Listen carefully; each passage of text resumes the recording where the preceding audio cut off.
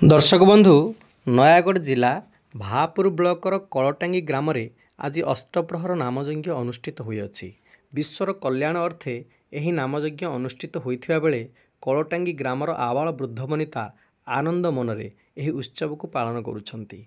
अष्टप्रहरी नामयज्ञ सह आनंद बजार करी हजार हजार लोकंकु अन्नदान भंडार खोला जाय अछि। ग्रामर महत्व उद्देश्य जगत कल्याण निमंते एही नामयज्ञ कलटांगी ग्रामर युवक क्लब द्वारा अनुष्ठित होई साफल्य मंडित होइअछि। हजार हजार लोकंक हृदय कृष्ण प्रेम को आह्लादित करी सनातन धर्म को प्रचार प्रसार करने कलटांगी ग्राम एवं उत्सव मुखर होई उठिछि।